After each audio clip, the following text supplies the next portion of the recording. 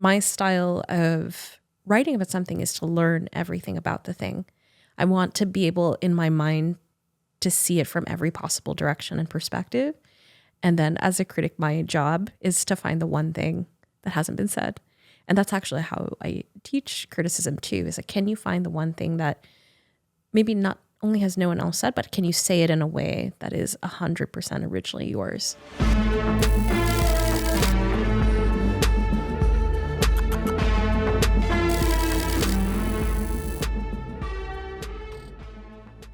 All right, I'm joined today by Nora Khan. Nora, thank you for being on Urgent Futures. Oh, thank you for having me.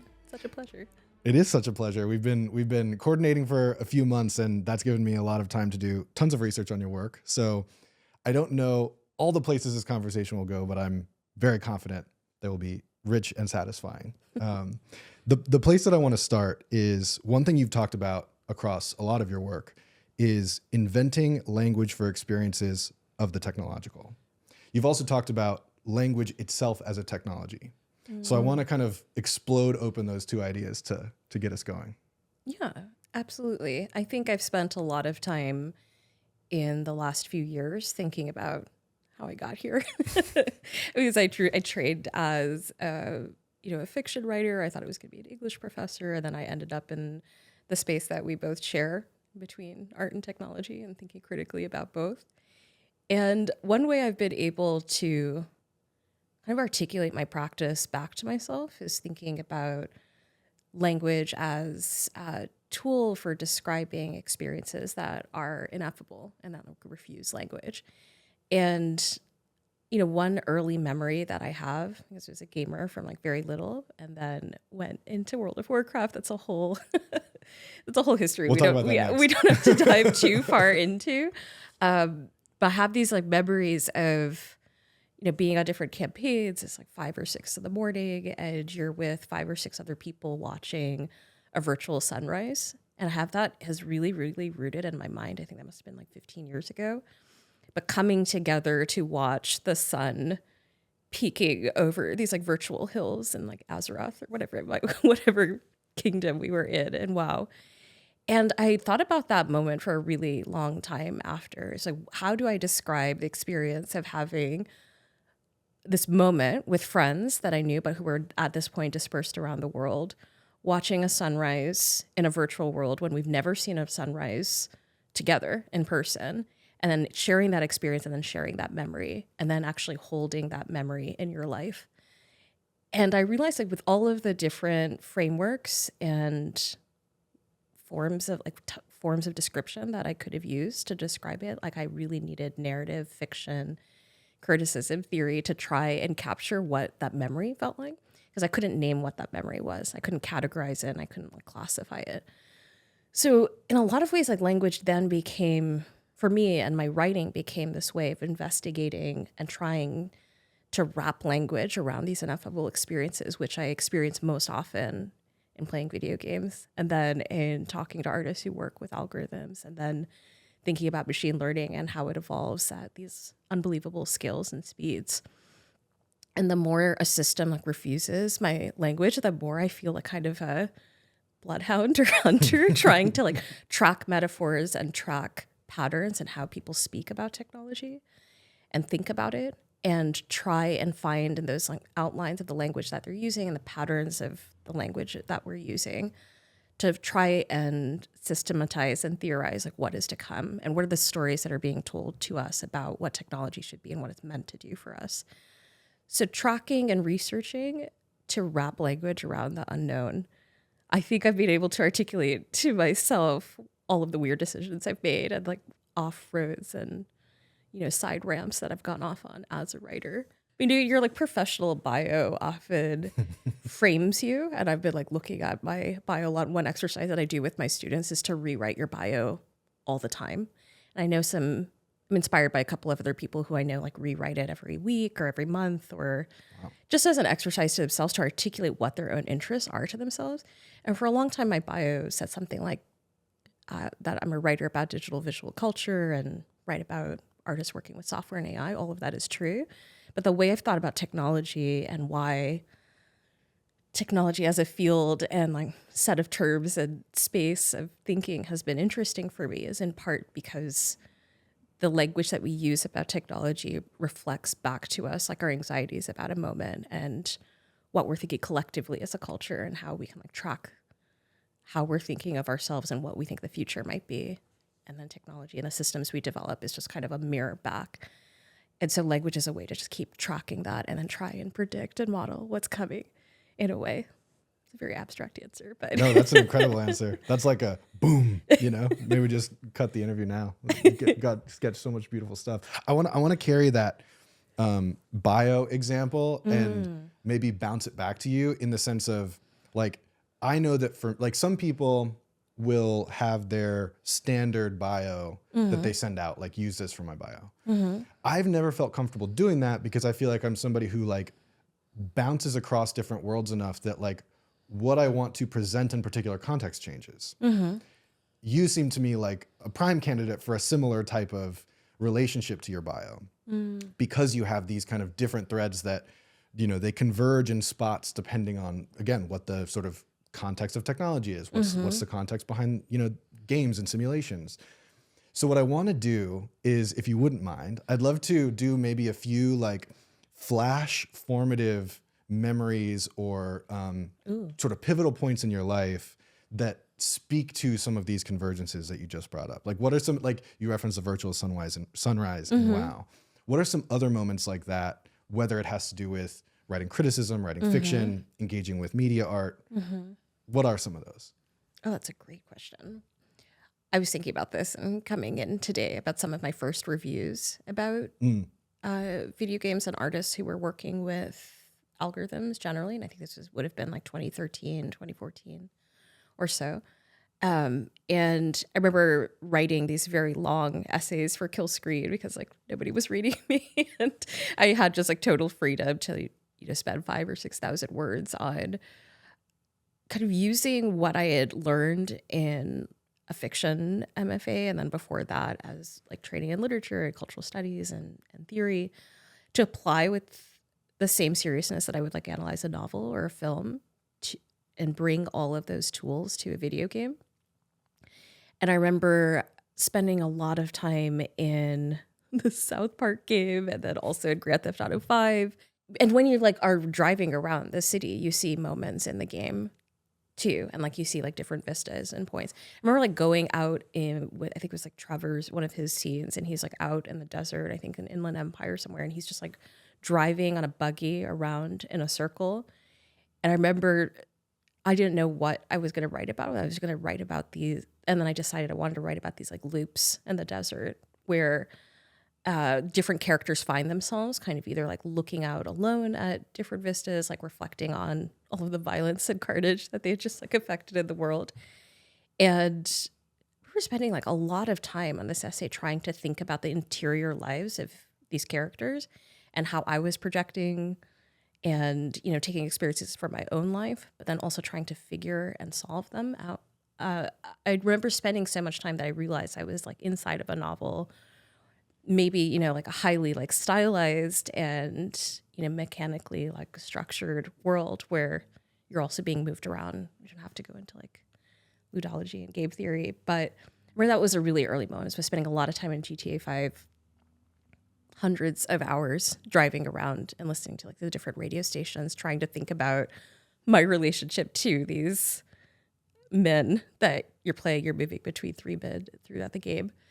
And that started to expand into like my own relationship with gender and sexuality and all of these other things. I was like, oh, wow, I'm thinking about this the same way I think about War and Peace or some other novel that I spent a lot of time on in college and grad school.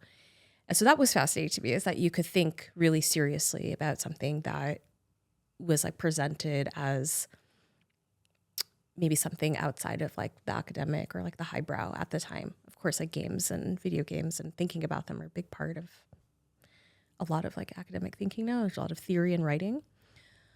And I think another moment specifically with like AI and generative images was just, has been like kind of tracking the many moments in the last 4 or 5 years where there's been like a false headline that's then created activity in the world, and people, and just watching the kind of like rise and fall of people getting really, really excited because their anger or their outrage has been catastrophized and it becomes kind of explosive. People then make policies and laws and action happens in the world, and then the headline's shown to have been based on a false, it was synthetic or it was generated or planted. So trying to describe like what then does that action mean that was stimulated by this like false moment, this false like algorithmically generated moment that gathered all of these people in this like flash point. And then once the original source is shown to be false, how do you describe that action that then happened in the world? What happens to like the memory of that false event? Where does that fit in your mind, in your memories of things happening in culture? So I think that was like another, I think I'm describing like just general big moments that I think my like thinking really started to focus. And I was like, oh, these gaps are where language and theory might move. And I think maybe we could talk about like the haunting of algorithms and how we like understand like the outlines of algorithmic media and things that we can't see. I think this ties to like the bio question, is like our bios may like describe the subjects that we're interested in the world, but when I say I'm interested in like algorithmic media, I'm interested in haunting and ghosts and how we live in the wake of systems that make decisions for us and that like nudge us and move us in different directions. So I'm also interested in haunting and also interested in the ghosts of like decisions of systems we don't see. And I'm interested in how we know that something is nudging us, even if we can't see it or sense it. And how do we live with that knowledge? So I think I like kind of like opening up the frame of how you think I think is really crucial for being a critic, because we can like kind of become kind of placed in a position. It's like your job is to reveal or I don't know, pull the veil back from the systems. But I also, technology for me is like it moves you in so many different directions. It moves you across like genres. It moves you across skill sets, and you get to meet so many different people by choosing this one kind of hard to define field, this thing that is like slipping away from you all of the time. So I've met so many people just by writing about these things because other people are trying to puzzle through. I don't think we would have met if we weren't thinking about the same kinds of things, but from totally different, you know, parts of the country and coming together at the same moment. Yeah.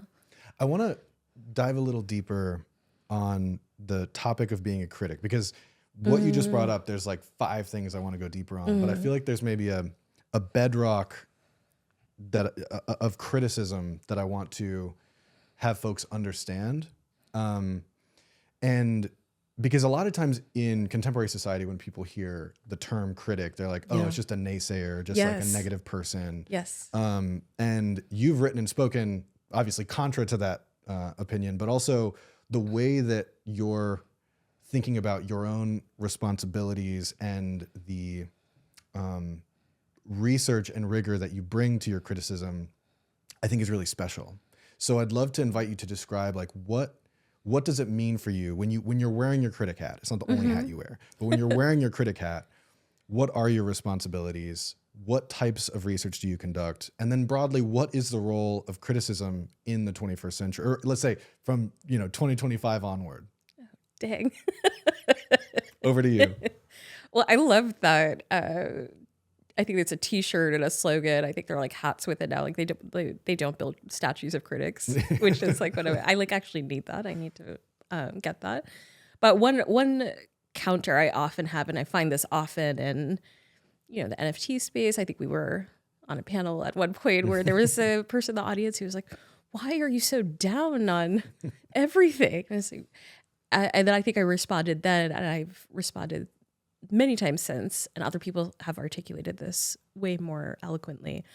But criticism is really a kind of love and a kind of excitement for your subject. You wouldn't spend so much time thinking about something if there weren't elements of like fascination, awe.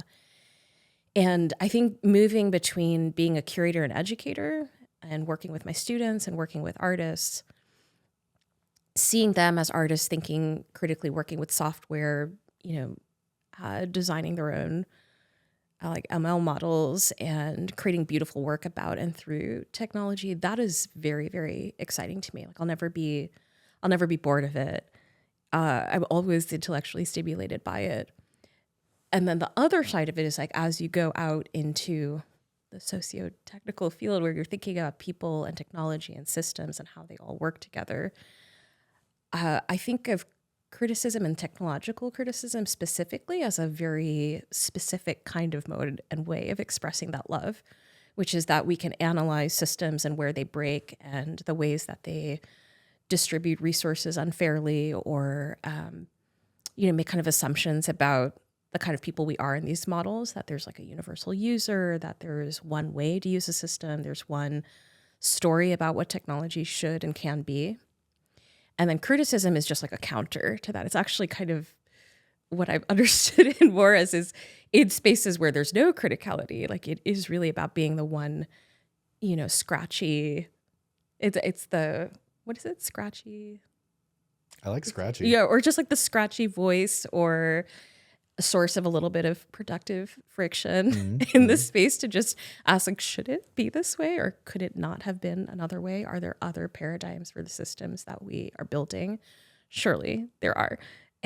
Could it be collectively decided? It's also to kind of push back. And I think I just have a kind of defiant streak and just feel prickly most of the time, which I think is also part of being a critic. It's like the necessary. Oppositional defiance. Yes, oppositional defiance to move and poke holes in that smoothness and frictionlessness, which is such a core part of like technological design, is to have these like smooth experiences. And the coming age of calm technology was about designing technological devices to be almost kind of like neural extensions, something that you don't think about, something that you think of as kind of like ghost limbs and devices that are part of us and extensions of us. So I think of criticism as actually like putting a little bit of sand in that and slowing things down and asking what is lost in the frictionlessness and the smoothness. What are we, when we use Claude or ChatGPT, and as someone like who's an editor and a researcher, like I find these like as prompting tools pretty interesting. We can talk about like the practice of writing and how we write. I'm sure we could have a long discussion about that. When you wholesale ask Claude to like analyze an essay or tell you where the gaps are in your argument, it gives it back in this like frictionless, almost seeming like magical kind of moment. There is a moment of like awe and kind of almost submission to the spectacle of it, which is also, carefully designed. So it's almost like putting, I would say like sand into like the smooth system. If everyone is turning in one direction, is being directed to look in one direction, what are we looking away from? I think that's like just a very necessary role, even if you're one of the few people in the room doing it. And it's not a way to make friends for sure, but it is a way to find other people who are thinking the same. And I think through critical thinking about technology, I've found so many other people, which is how I've started to think of it as a collective act. And that's something that I'm really trying to work on in this next book is in criticism about technology, we learn to find others who are also trying to analyze these systems that are really hard to describe and understand fully, as we're like sitting outside the monolith of the black box. We need lots of other people to analyze this, obfuscated being that is, it feels like a little bit like a riddle, like what knows everything about you and you know nothing about it. And it's like you need other people to look at this panopticon like set of many eyes looking at us. Like you need many eyes to look back at it.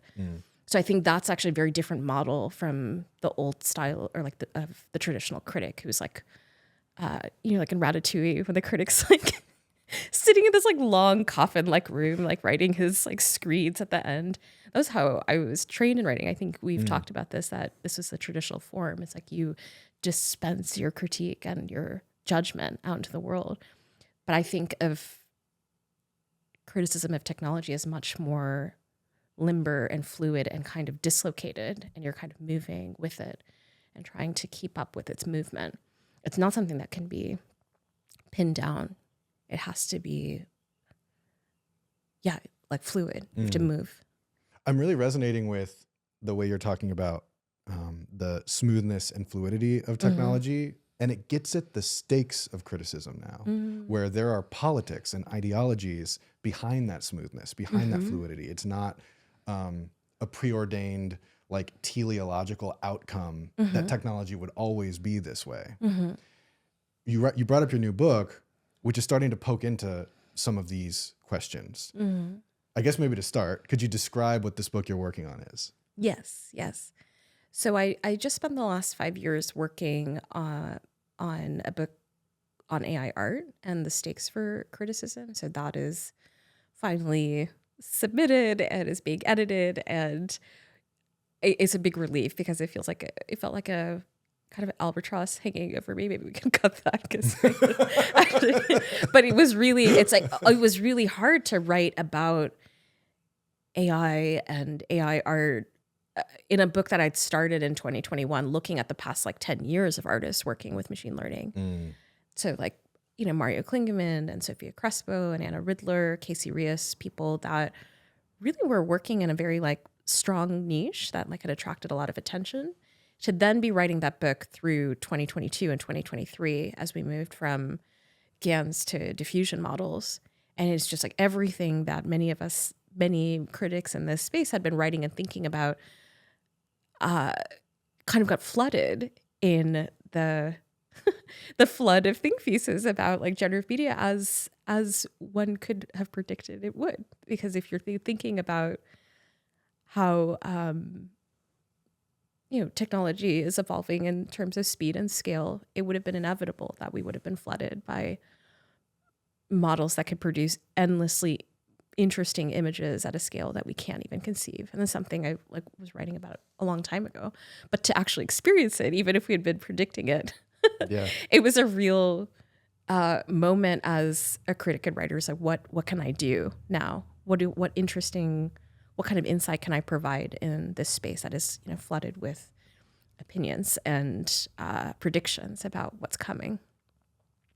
So I think this is all a way to say the transition from that book into this next book, which is called Discernment, and was originally an argument for criticism about technology as being necessarily hybrid and collective and done with others, into a little bit more memoir tied in with critique, tied in with speculative fiction. And the title's changed to Discernment. And it's what is the practice of discernment in this time? How do we select what is important, find what is important, frame it, and pull it out? And then alongside that, how do we discern the emergent patterns and strange artifacts of technology, and to then read what is behind those artifacts and what created them? So, and how do we use, if we are trained visual thinkers, and I think a lot of my students teach me this every day. I'm just stunned by Gen Z and I guess Gen Alpha now, their media literacy. They are media theorists. They're so savvy and so skilled, and have been just inside of the internet since, I don't know, conception. The way that we remember just the cusp right before the internet came. And then I really think our brains are split between the time before and the time after, and our agonies, I don't know, millennial agonies are from Wait, you got to say more about this. Just the fact that I can remember the increasingly romanticized pre-internet days where, and then starting to watch the X-Files and looking at forums and starting to get the sense of this worldwide network of people watching the same show. My first book was co-written with Steven Warwick. It was about just rewatching the X-Files and trying to think of it in the context of 2017. A big part of the book's argument is about how do we look at the artifacts of technology that we use from day to day, so interfaces of websites and platforms, to then try and discern or construct in our minds what the infrastructure might be, And so like with that infrastructure comes political decisions, engineering decisions, coding decisions, value decisions. How do we discern like naming conventions? If you're not a coder, if you're not an AI scientist, if you've never, created anything technical, what kind of language, agency, and metaphors can you use to bridge and still describe these systems that affect us in such material, tactile, and often like irrevocable ways? Like our futures are shaped by, as like so many have, Kathy O'Neill, Sophia Noble, and Ruha Benjamin have written beautifully about this, that we're living in the wake of these decisions, but that it's not a new thing. We've always been living in the wake of other people's decisions and powers that be their decisions.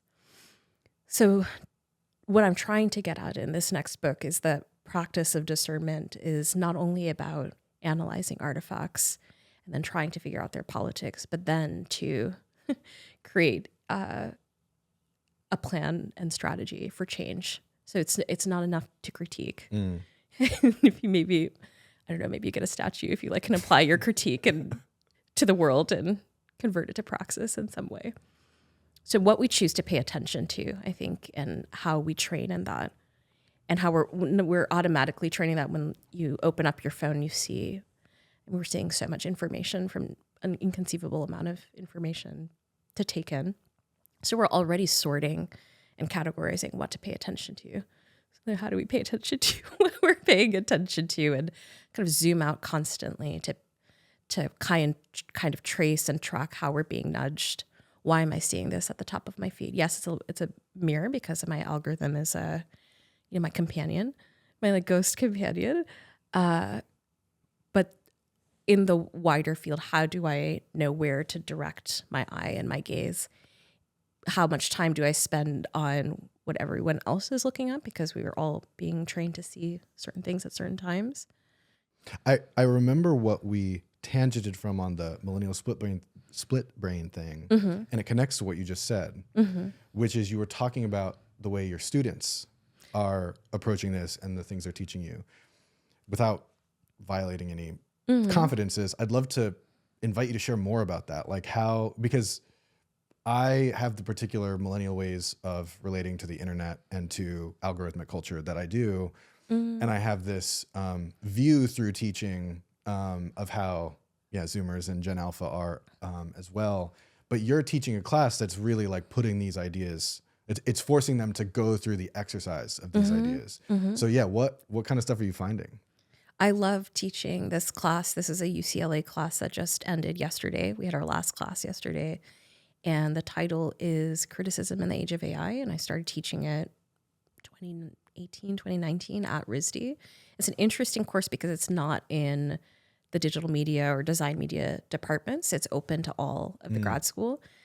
So what's really interesting and curious to me is to see how many people from different fields come to the class. So I think this quarter we had a poli-sci PhD, we had some of the film and television students, we had a playwright, along with the artists in DMA, which is artists working with software and technology in critical and interesting ways.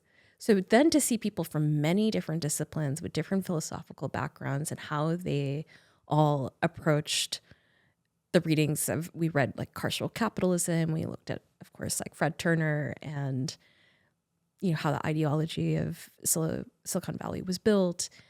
We read, Shoshana Zuboff, but then also Jana Osman, Eric Davis, a lot of like weird, rangy writers who think about technology from all of these other kind of oblique ways other than the dead-on material, economic, political critique. And think about, Kristen Gallernew, another amazing writer whose book I cannot advise enough. High Static Deadlines. It's in part about like haunted sound and algorithmic sound. So what's fascinating with these students is how they enter this final demand of the course, which is to develop your own original argument about the way technology is used in your field or taught taught with or thought of. And yesterday they got to present their writings and sum up the argument in like 5 to 6 minutes. And there was a Hegelian read of Trump's AI images, which was like absolutely fascinating from one of the students. Development of like rituals for bots that have like passed away, which reminded me of Mashinka Hakopian's work around generations of algorithmic intelligence. There were folks who were thinking about like the collapse of like the smartphone camera and like what's lost in that collapse and thinking about it as a portal. So like they were coming in from like psychological points of view. People were talking about like sentimental analysis and like how they use that in their practice to try and figure out their deepest emotions. So like incredibly poetic, moving, critical, rigorous, but also very like hybrid ways of thinking about technology where they're not precious about where they're drawing their theory references from.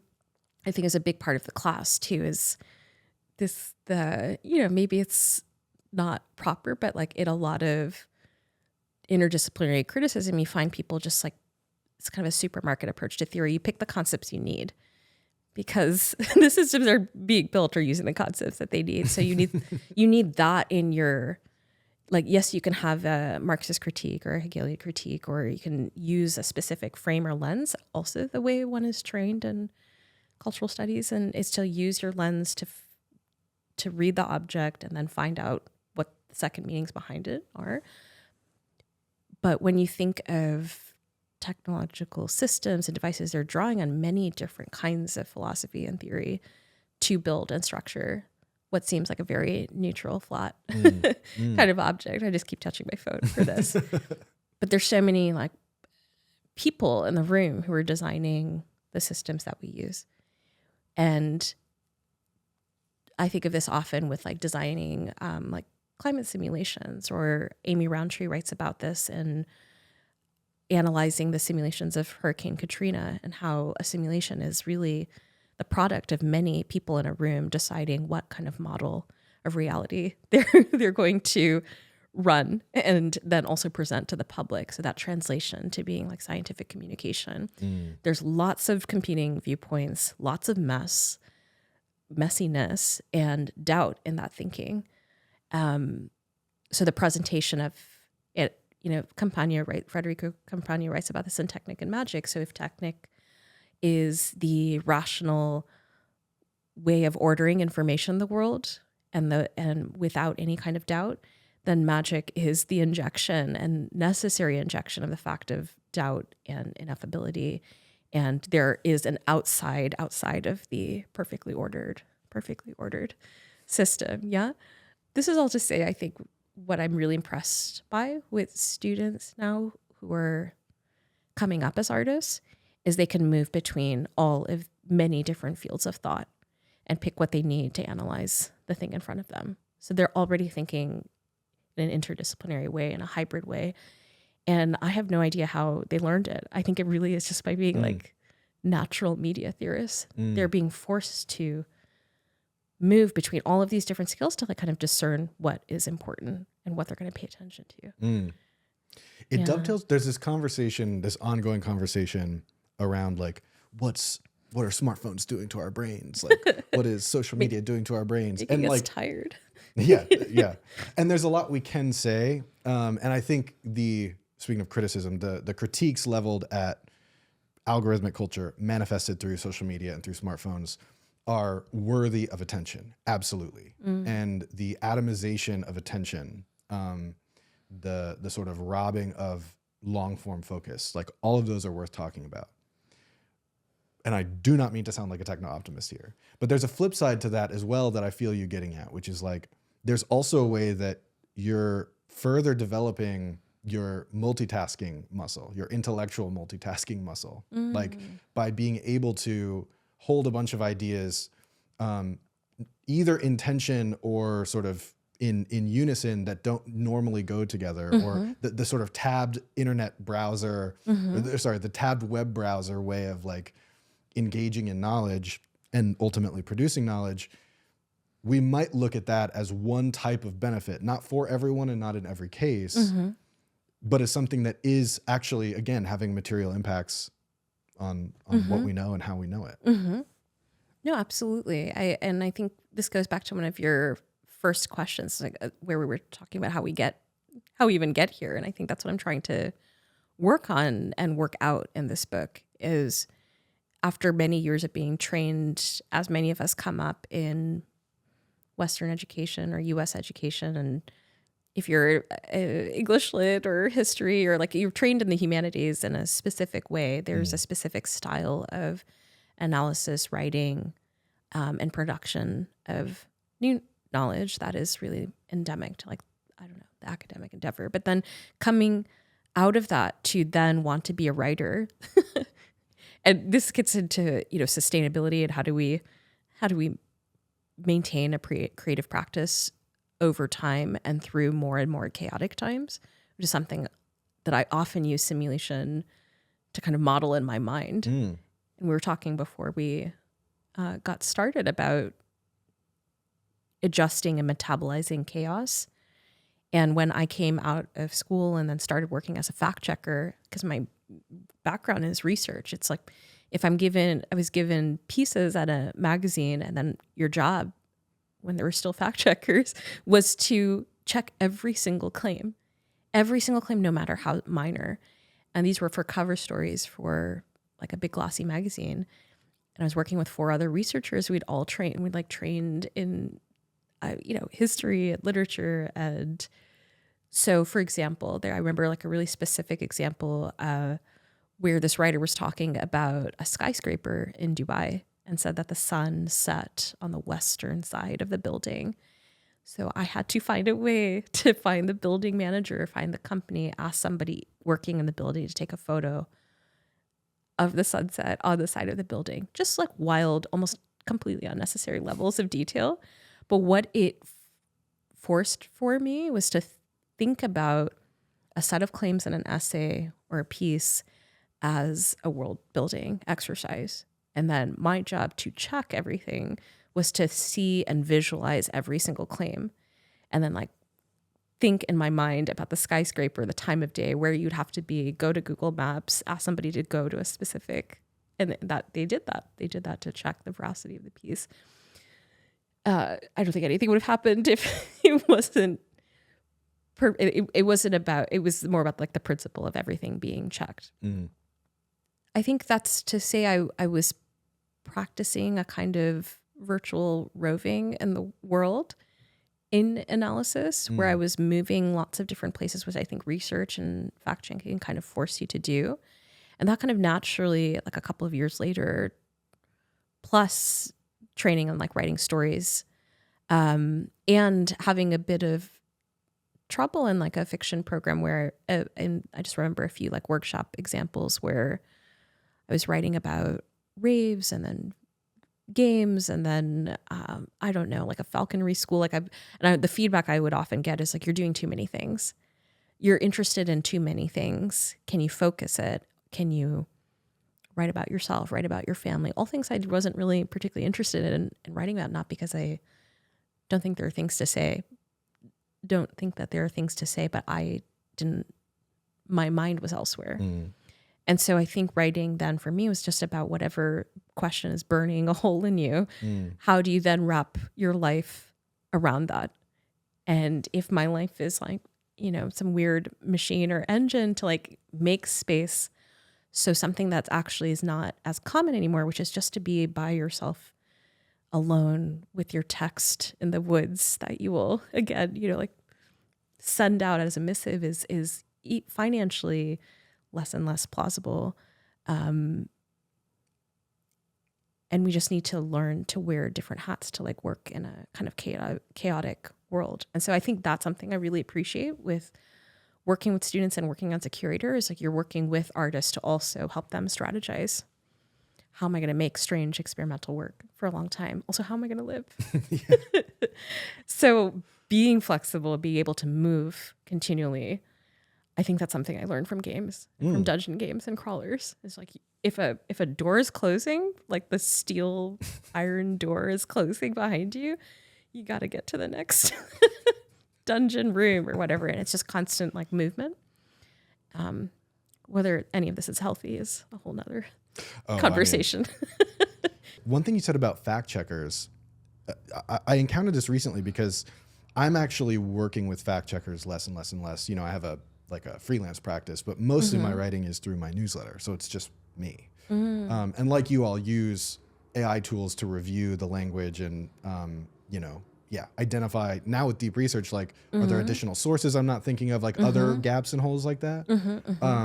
But I recently did an essay where there's a fact checker, and it had this kind of like, not light bulb moment, but it reminded me of the stakes. Like when I'm publishing on my newsletter, it's like, I'm as careful as I can be, but I'm also trying to deal with a lot. I've got other work, so I've got deadlines. It's not my, main thing. It's among my main things.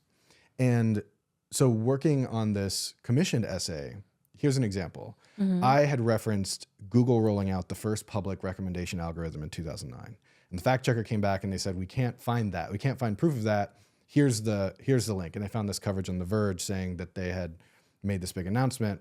And I was like, I know that this is a fact I've known for years. And I found it, and the actual word that they used is personalized search. So they didn't say recommendation algorithm. They said personalized search. And so we changed the language to personalized search. All well and good.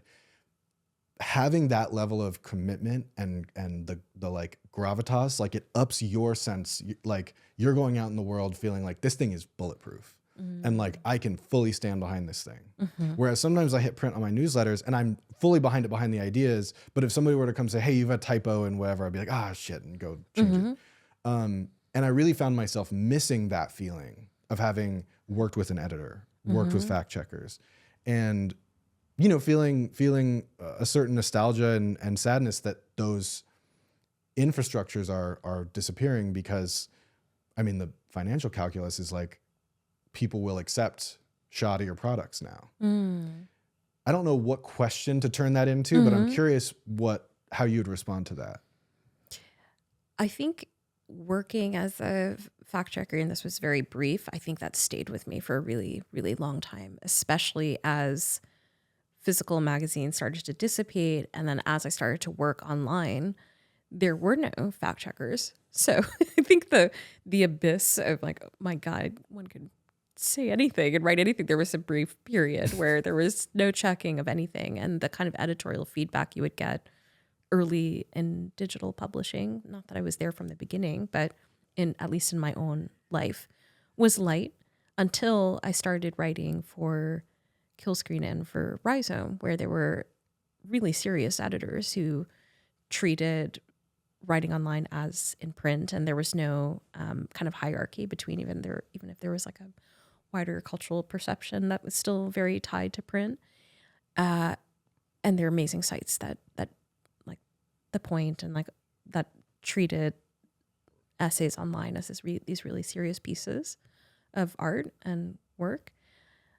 So I think I had to start internalizing the research and fact checking. It was like, I need to check all of everything I say. And my style of writing about something is to learn everything about the thing. I want to be able in my mind to see it from every possible direction and perspective. And then as a critic, my job is to find the one thing that hasn't been said. And that's actually how I teach criticism too, is like, can you find the one thing that maybe not only has no one else said, but can you say it in a way that is 100% originally yours? So when I think of, I avoided using Claude for a really long time, actually until like very, very recently, because I needed to know what I was missing. And then I started to see it as like, my God, if this eye can scan the entire corpus of all knowledge to then distill the points of view that I'm missing, how useful is that? To not generate text, because I think the cadence, syntax, originality of your prose, the more that and I think that's why I was very nervous about using LLMs, is, your language starts to like kind of even out and average out. And I now think of there being like different hierarchies of my like online written language, how I write an email or do like grants and I don't know, art bureaucracy type things. Like that's just a language that needs to be neutral. So I'll use an LLM to like neutralize things. and take my tone out. Interesting. And so like certain situations, my tone or my critique is not welcome. So let's neutralize how I actually feel and so give the most functional language. And then I think of criticism and fiction and writing as like, that's style, that's your voice, that's how we're talking right now. I want that to be retained. I have not changed that. It's still line by line, phrase by phrase. I'll give the heaviest feedback and then really, really long for that from an editor. So when I have received it, I want to see the page like just read, completely read, hundreds of comments. Not as common anymore, but when you do receive it, it's such a gift. And I think some students of mine are nervous when they first see that because it's not common to get such intense feedback. And there's a little pushback at first, but then later they're always happy for it. Yeah. I had a professor, a fiction professor, who had this very, very, like he had his method. And his method was, and folks who know writing will then probably be able to guess who this is. It was, he wanted to identify if your character had yearning, if he could see their white hot center. And so unlike all the other fiction workshops I did, we would do flash fiction. We would, when it was your turn, you would bring it, everybody would read it in class. It was like 500 words or less. Everybody would read it. And then he would just basically hold court on if he identified yearning here or not. And then it was on to the next one. So, and he would say why, of course, and like ways that he thought, but there was no, participation from the class. Like it was a really, really weird model of fiction workshop. And I'm gathering this probably happened every semester, but I think at some point there had been pushback from somebody of like, well, but what about XYZ thing?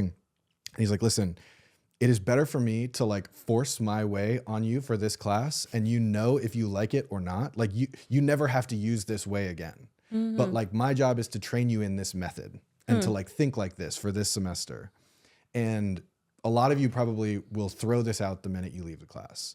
But for those of you where this gets you closer to what your method is, like that's why I'm teaching it this way. And that always stayed with me because I sort of saw like both sides of that, where I was so appreciative that he was doing that, and it also felt kind of tyrannical, And so then thinking about like what that means as a practice with your own writing, and also what it means when you're engaging with LLMs, and the like, whether it's homogenizing your language for bureaucratic applications, or it's like you're kind of getting these different like these nudges to go different ways, which is also now making me think about something you said much earlier in the conversation about the way that we're sort of like haunted by and sort of nudged and pushed by algorithmic systems. How are you thinking about that as it relates to LLMs, primarily as editor, but as any type of collaborator in writing? Yes. Wow.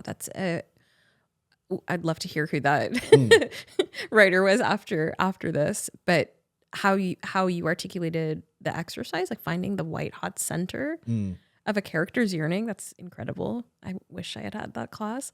What it made me think of as I thought of like the output of Claude or any LLM that I've interacted with is like, I've never read anything with a white hot center, and I haven't yet read a passage with the knowledge that it was AI generated, that induced yearning in me for anything. So I think it's actually come to a kind of emotional registers. Like when you read fiction that really moves you, you feel that white hot center. And this is not a commentary on computational poetry or the beauty of working in hybridity with LLMs or with AI and work. Like I really believe in that. There's a lot of incredible beauty and strangeness, and I'm speaking here more about like the day-to-day use of a Claude or a ChatGPT. This makes me think of how Terence Deacon talks about like absential forces, like the ways that, I'm probably getting this wrong, the constraints on living systems speak to broader theories because of what's not there. Like by identifying what's not there, you're able to start to make more sense of what is there. I bring that up as a weird segue to talking about LLM produced poetry. Like you talked about computational poetry just a second ago. And I had this pretty extensive conversation with Nancy and her daughter, because Nancy's daughter loves Mary Ruefle. And as I'm working on this anthology that's looking at the question of poetry and machine intelligence, I was curious because GPT 4.5 is a way better model for producing poetry than other models, with a sort of caveat there that GPT-3 was actually better for like poetic nuggets because it was more disjunctive. But in terms of getting closer to what I might identify as like a successful poem, GPT 4.5 is worlds better than any of the GPT-4 like models. And so I sent her a clone, like a spawned version of a Mary Ruefle poem to get her take.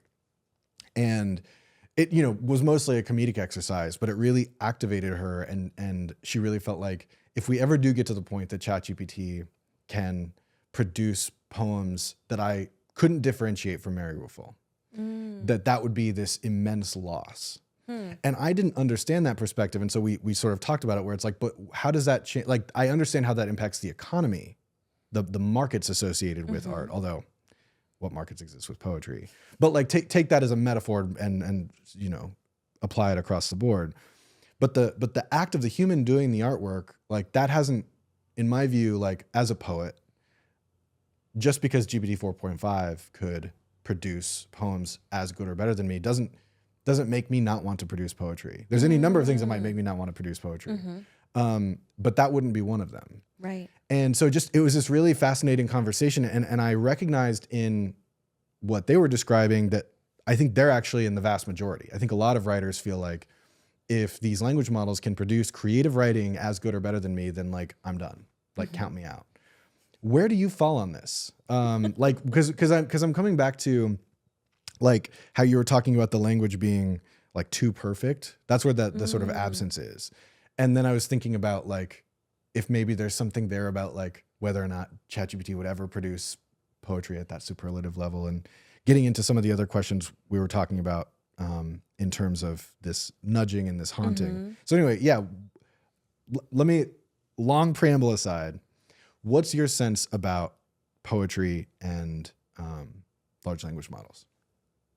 As you were going through these different scenarios, and I was thinking about receiving Mary Ruefle level prose, I mean, I would think that would be really pleasurable. But then the larger question of like that being a loss or a tragedy, I think I feel hugely ambivalent, and I think I change my mind from day to day, which I think is a reflection of the different relationships I have to writing, and I think a lot of people have to language and writing now.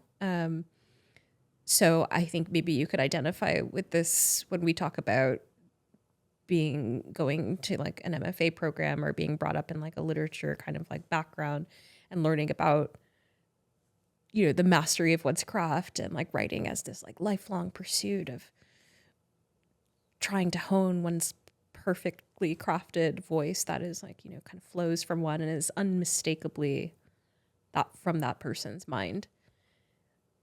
When I'm thinking in that way, that I see my own writing practice as hopefully like a lifelong pursuit of finding something as close to my authentic voice as possible. So it's like shedding and peeling all of these other layers that then give you your weird syntax.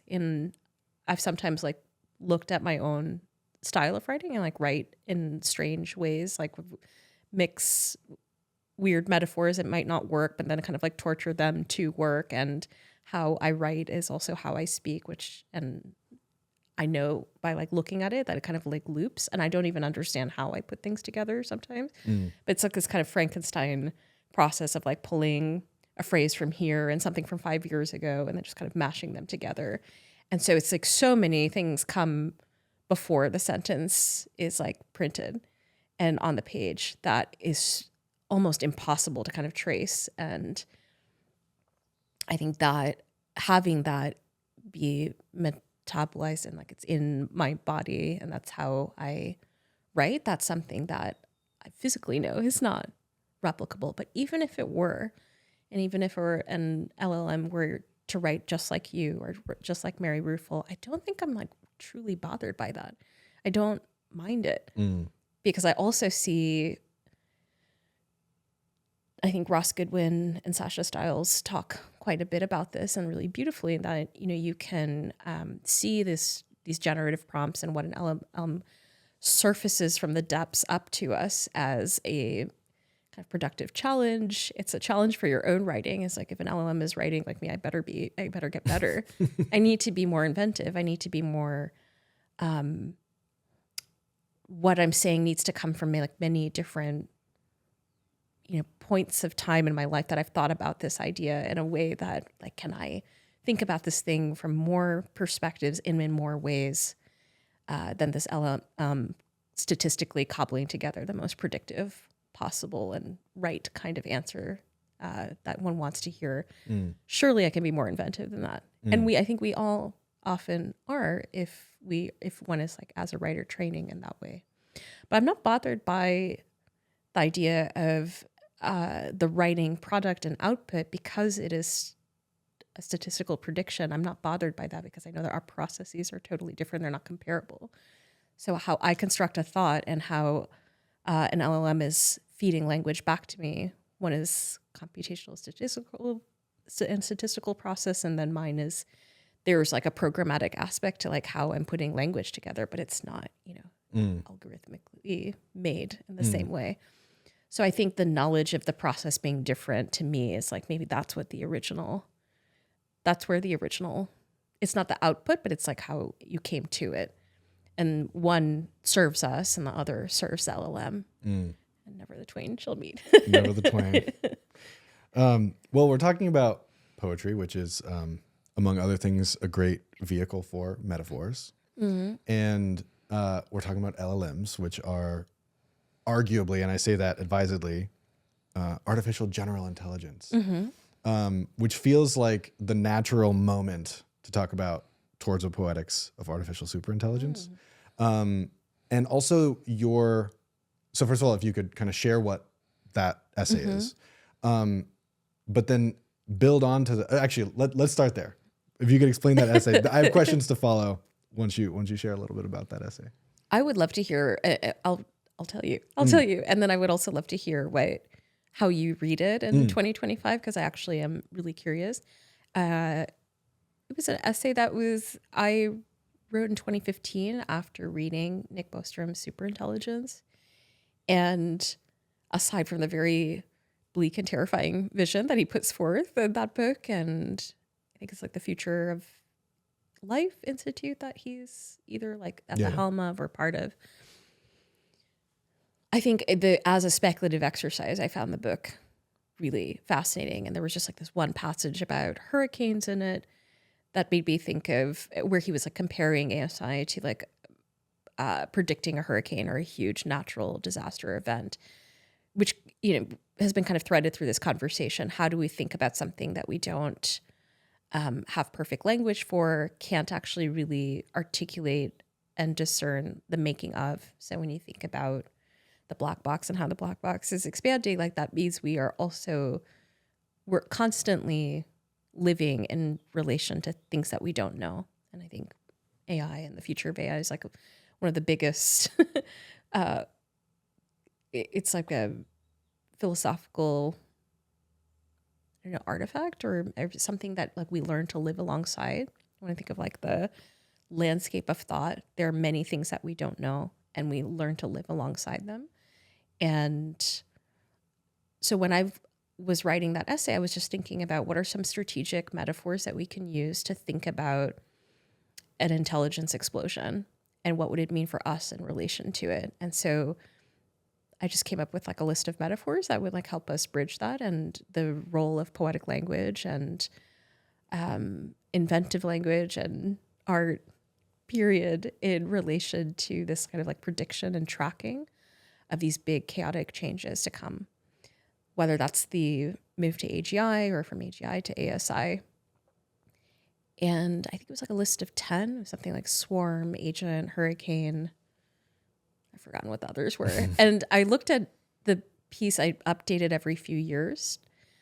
The metaphors have not changed. I think they still apply. But when I think about metaphors for right now, I think they would be more psychological or neural. Kealato McDowell writes about neural media and some of their new writing and thinking about how we think about the move from like generative media to what they call neural media, which is a way of identifying that we have this deep psychological relationship with technology that is developing, again, its own set of terms, that we think through media, that we think almost directly through mediation, that algorithmic media shapes how we like form sentences and form relationships and think about other people and are like mapping the world. So I think the metaphors would change. I don't know what the metaphors exactly are. I leave that to I think other people are coming up with great metaphors and ideas all the time. So yeah, that's the background of the essay. And it's my most translated and distributed piece. I don't know if I'm ever gonna reach it again, but it's Sure you feel like you chase like one thing for a long time. But it still holds. Every time I see it, I was like, yep, still predictive, still hopefully limbing some sort of strategy. Yeah. Well, I mean, reading it again now, it evoked, so a couple of things. One, I can't share this with you yet because I don't have them, but in both the classes I'm teaching, the grad seminar and the undergrad class, I built one of our assignments around carrying that exercise. So crafting 3 of their own metaphors after using these different tools. Awesome. So I'm very curious to see how they like rise to that occasion. And yeah. Tell them to write to me, please. I will. Yes, I will. send me their metaphors. But reading it again, I was struck by kind of a couple things. One, feeling like the implicit argument or the explicit argument you're making is more important now than it was in 2015, because now it's like there are, this is a palpable reality. This is not a speculative exercise. So that was point one. Point two was it reminded me, it has, talking about kind of like it almost having like an aura, a time-based aura.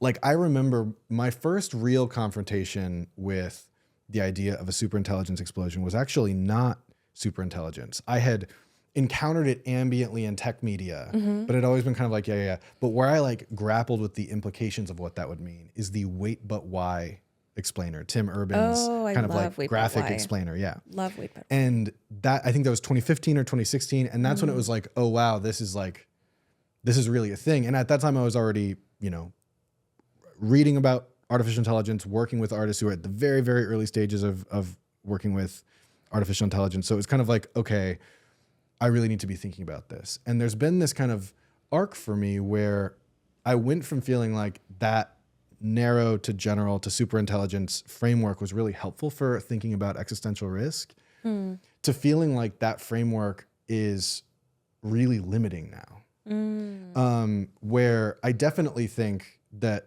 the ultimate expression of superintelligence is maybe helpful. It's the general intelligence that I think is really not problematic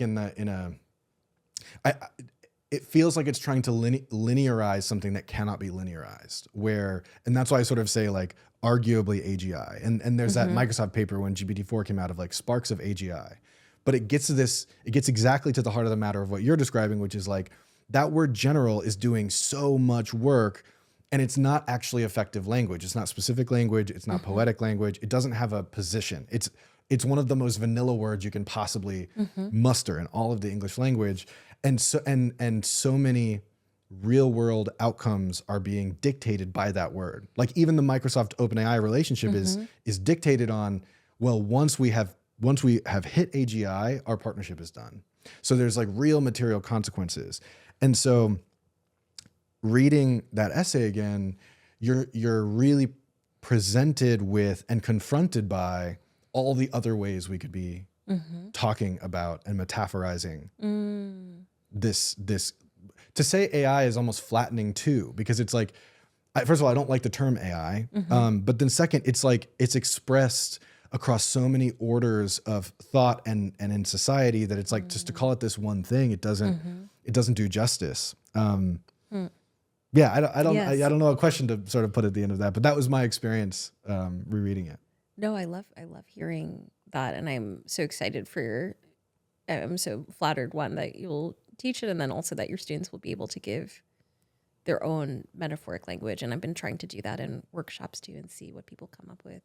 But looking back at it, what I appreciate it as a thought experiment, and I appreciate any kind of, I think I tried to write about this in the essays, like any time that we're like pitching our minds forward across time and imagining ourselves in relation to things, we have to kind of model based on the present, based on like the programming and design of these like present systems and the claims of what ASI will be, or maybe AGI. What it also creates is this inevitability, this feeling of inevitability. And you really feel that in the Bostrom book, where I think one's day-to-day embodied experience is not about like the teleology of like intelligence, escalating from like general to super to like whatever is beyond super. I mean, that's a very specific idea that is like core to like long-termism and TRANSCRIPtism, and that kind of, think of just this kind of, Superman evolution towards a kind of like perfected state, and like our role then in relation to this escalating intelligence is just like to perfect ourselves as well. So it's like these are like very old ideas, where I also don't enjoy using the word AI. I almost always replace it with machine learning because that's what it is, and also use like machine intelligence, hybrid intelligence. I try to like, and often use like these terms like interchangeably, just to like indicate the feeling of like a multiplicity of relationships we have to tech, which is the story and the narrative we receive of it, our embodied day-to-day experience of it, which is really strange, rangy, weird, and hard to capture all of the time. The design that was like intended for us to have of it. And then all of these things collapse together and are like our data in the mix of our like day-to-day, lives of surviving and just getting through the day. So there's like these, to looking back at that essay, it's a little comical to me. It's like, my God, just like the belief in this, that this change from general to super is going to be so, it's placed in such cinematic, inevitable, end of the world, catastrophic kind of terms, that the human seems just like kind of, like a little ant watching all of these developments, as though we do not have full agency and control, or a lot of agency and control over the design of the systems that we want. Its infrastructure, the labor, all of the material and political like aspects of it. So I giggle now thinking about like artificial super intelligence, because my understanding of technology and how we experience it now and how I prefer to really examine it and think about it is in these small hidden ways that are not these like epic David and Goliath kind of mythic, more like Carrier Bag, Ursula K, Butler, Delaney style visions of like just like everyday use of, and these systems are there, exercising their epic claims to the future, but then we're also living our lives alongside. And so I think it's like the difference of scale that's really interesting to me. And I'm much more interested in like how it makes us feel, think about ourselves, think about possibility and agency, how it like shapes our minds. And these thought experiments about what is coming and to come, shapes how we like, how engaged we feel in the present, how much agency we feel in the present.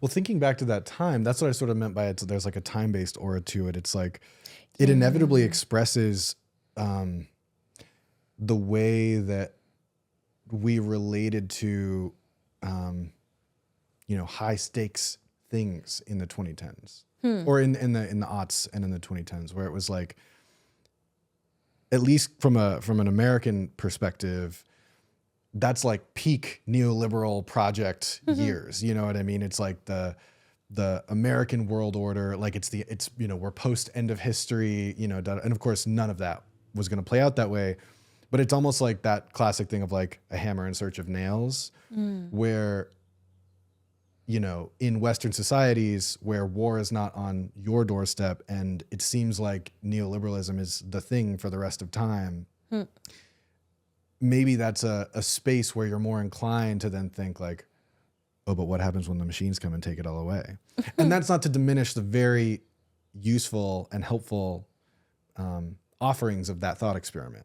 I think where I think about it now is, and where I maybe level some critique is that thought experiment, for whatever reason, like got its claws into, like, you can't talk about AI without that thought experiment. And so speaking about the ways that, like, you know, philosophy becomes like manifest stuff in the world, you really like, you have, like, even if you don't like that framing, you have to engage with that framing if you want to talk in public about AI in ways large or small. My follow-up question then is, you brought up Federico Campagna and you also brought up Eric Davis. So I'm thinking back to an earlier point in the conversation with smoothness and fluidity. And there's a rhyme here for me of like the narrow to general to superintelligence linearized evolution. There's a smooth quality to it, framed as, you know, an exponential curve, but it's this smooth exponential curve. Our devices are, you know, smooth surfaces, all this stuff.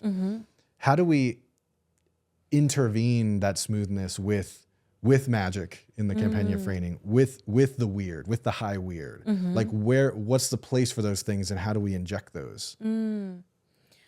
I've been looking at Eric Davis a lot recently, and the first person who told me to read Technosis was Matt Dryhurst in 2010. They're like, you have to read Eric Davis. And then I remember peeling open Technosis and trying to figure out how this man was writing in the way he was. I think he's doing a workshop at Esalen soon. I really want to go. But he was, you know, going back and forth across time to really try and identify the kind of spiritual hold that the idea of techne, or like our intervening into the world with the tools that we make, whether it is the pen, the loom, language as a technology, these different ways that we devise magical devices to try and exercise some sort of control or create some order in the world. And then what was remarkable about the Davis book is that even if we and I think he really hammered home, is even if we intellectually understand, for example, that this thing is listening to everything and that our data is being extracted in all the ways that it is, we intellectually understand the ways that we are being used and made subject. And yet we continue to use these things because they have one like neurological pull, like a chemical pull that's like by design. But then there's also and this is my favorite thing about writing about technology, is high drama of wanting through systems to have certainty, like to move away from doubt, to exercise some order on like the chaos of the world. Like that dream is very powerful and is a smooth, frictionless dream that if we only create a strong enough, intelligent enough, powerful enough device to then, I don't know, force some order and control into like a chaotic world, you know, will like avoid pain in some way. I think that like dream of techne and systems and like what these like inventions are meant to do, that they are meant to like magically place order where there's chaos. And I actually think like make the smoothness and frictionless dream is about not feeling pain. I really do think that there's like a deep spiritual desire in the design of these magical things, these magical objects, these magical devices. So reading Davis and reading Campagna, I think that's where the limits of critique and language are for me, is that there's an embodied pull. These things that we can exercise a lot of our like analytical time and mental faculties and energies on, but still doesn't explain why it has such a spiritual pull. You can understand something perfectly intellectually backwards and forwards, but you still might use it. Like I understand not everything, but I understand, I think, a good deal about surveillance, but I still, God, you know, I think my privacy on my phone is just like, it's like shockingly weak for someone who writes about surveillance so much. You can understand things intellectually, but then there is like a embodied and then also spiritual pull to these things that is very old, not new. And so I think Davis and Campagna really like frame that beautifully. So I have that in mind. Like you're bringing up this word spiritual, and you know that's a loaded word. Yes. And so I'm thinking about. I get to revise because You get to revise. I get to revise because I'm a writer. Yeah, exactly. Live revision. But I like that word in this context, and I think that that's another dimension of all of this that doesn't get spoken about as much, and it's why somebody like Eric Davis stands out so much. Surely you had experiences, books you read, encounters leading to reading Technosis or reading to Technics and Magic that inform how you think about sort of the spirit of technology. Leave aside, we don't have to go into Hegel necessarily, but like I'd love to hear a little bit about how you're thinking about the relationship of spirit and technology, and what were maybe formative experiences or readings or encounters that sort of helped develop that sense. Yeah. I mean, Gibson for sure. One of my best memories was meeting William Gibson at a church in Boston, and I handed him these like worn copies of Pattern Recognition and Neuromancer, and I don't know what I expected, but I handed him the books, long line, like over 500 people waiting in the cold to get him to sign. And I had something that everyone goes up to say. It was like, "You've changed my life. You've meant so much to me." And I was starting, and he like looked up, and like it felt like he looked like right through my face.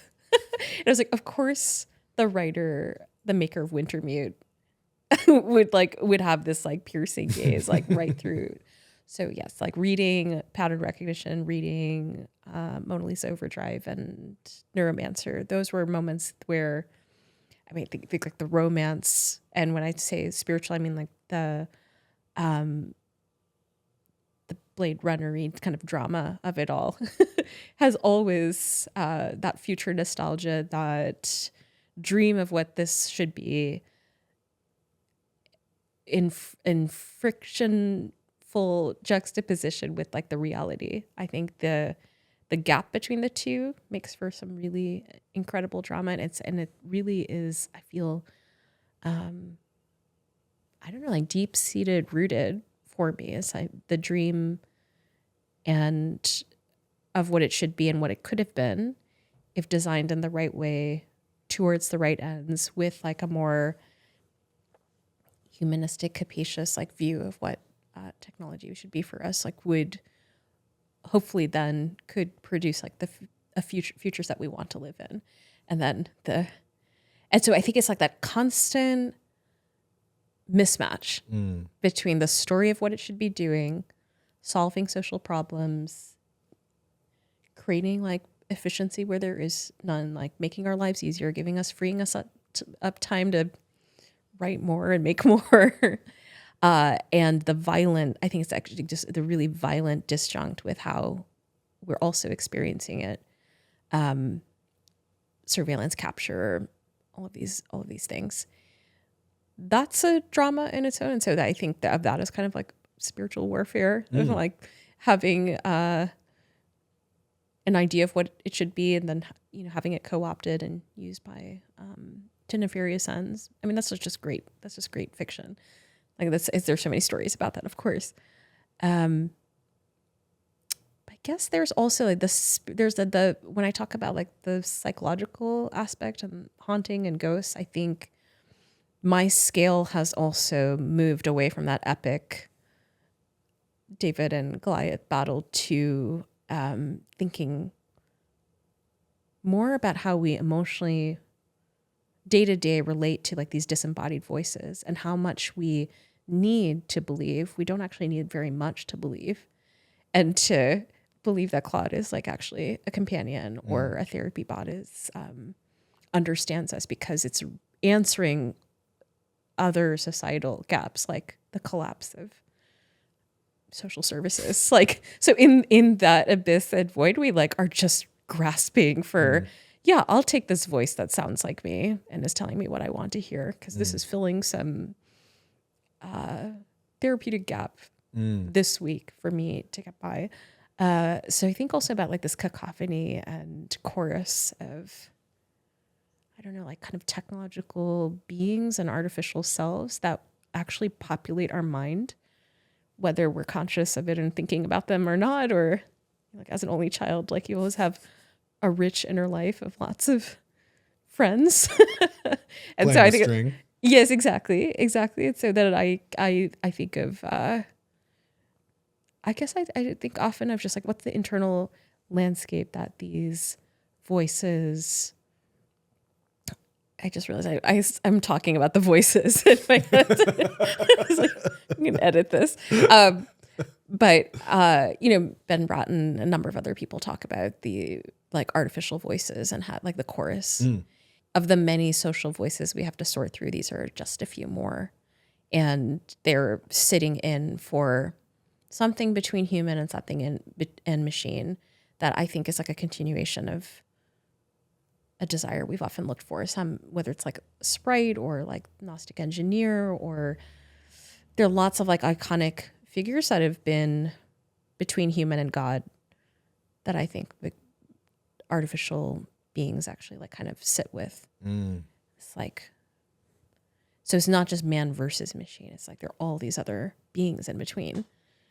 I love this framework, like, because there is that, I'm pretty sure this is like pretty consensus science that like you don't have a discrete individual self. You have many different selves competing, and that is all the way down to the neuron. Like neurons are competing for energy, basically. And so the idea that our relationship with technology is essentially using those rails and interweaving itself, but also potentially crafting whole new other additional voices that you're contending with. And I think the maybe obvious example that I think about is like an influencer. They're contending with some additional voice in their head that embodies the fractal of their audience.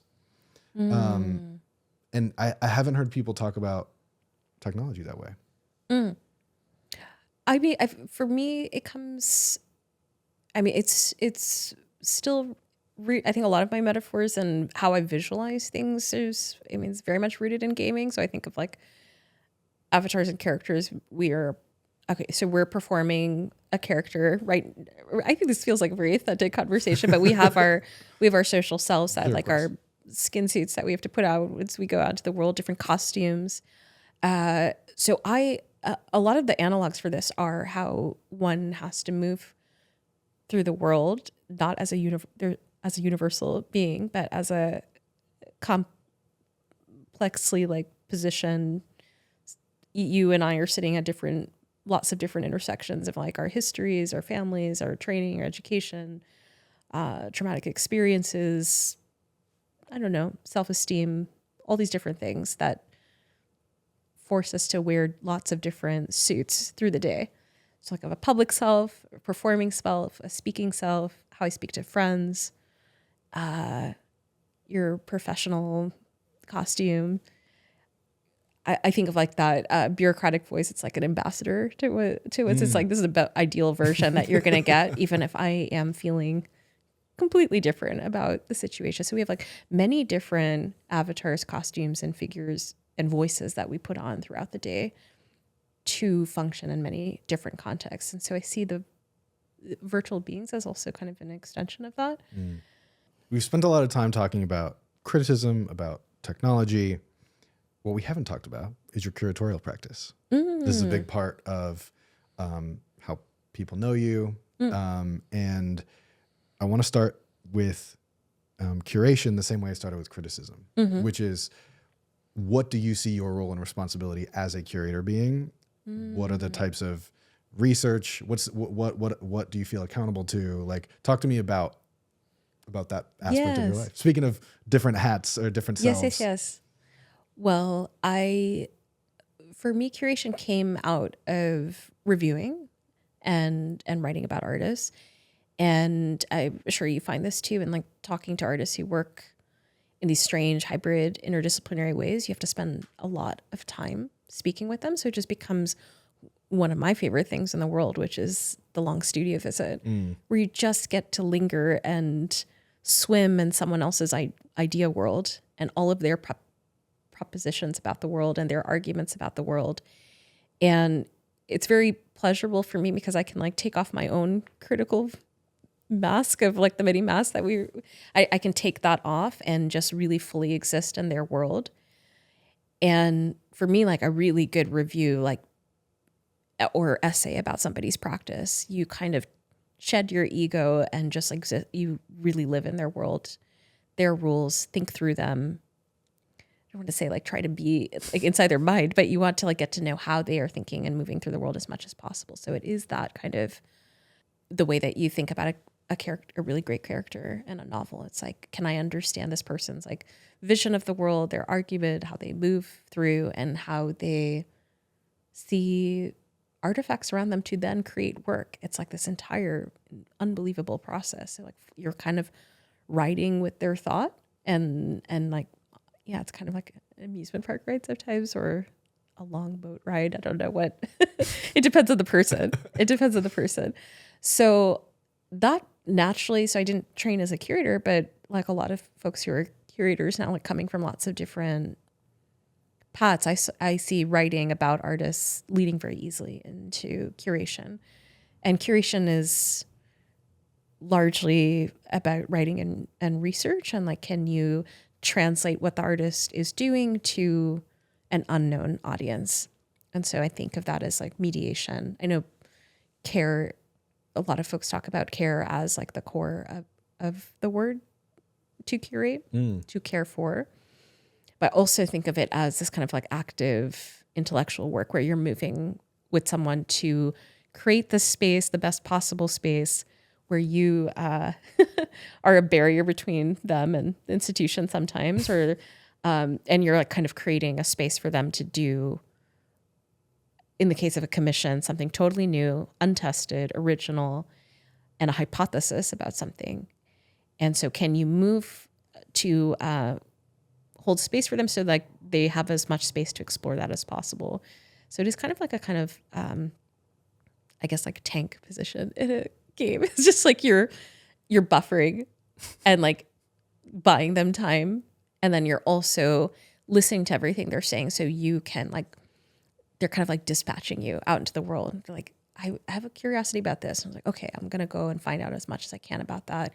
Hear all of the different options. And then strategically, how can we make this visit happen? Or you get this resource, or you need this kind of paint or metal or strange thing in your installation. How are we going to find it? So it's kind of, I don't want to say it's egoless, but you really are just kind of, it's a service. It's service to me. It's like, how can I be of service to this person's practice because I believe in it so much. And I want them to have the space to make something totally new to advance their thinking. And it's the same with teaching too. I think of all of these. It's like, okay, so if writing criticism is about my ideas and what I'm putting forth, how can I then do that for other people? So I think of it as a kind of service act, I guess. Yeah. Wonderful. And I mean, surely those all feed each other. Yes. Yeah. I would say like I bring the same way I work with artists to like work with students, spend a lot of time talking to them about their ideas, and it's the feedback is the same I would give as an editor. Like all of these things really collapse. It's like, just like, can I listen listen carefully, respond thoughtfully, without imposing my frame on somebody else, which is what a lot of criticism is about, is imposing your frame on the situation. Or like, how can I practice putting my opinion to the side and really trying to meet them in the world that they're building. And that's very different from critique. That feels more like fiction writing. I'm curious if, as you were segueing from exclusively working as a writer and critic to and educator to incorporating curation into your practice, if you ran into any like mental roadblocks, or if there were any like hard won lessons, or any like sort of anecdotal surprises to note, like, especially thinking about like if somebody listening to this or watching this is like either an aspiring curator or a younger curator, like I think there's a way that kind of knowing some of those early, early stumbling blocks might be beneficial. I think this is the downside of coming to work as a critic, is I, in my mind, have an idea of how the work could be, but I am not the artist. So to not bring what I would bring to like my evaluation or assessment of a work when it is still in progress and being made.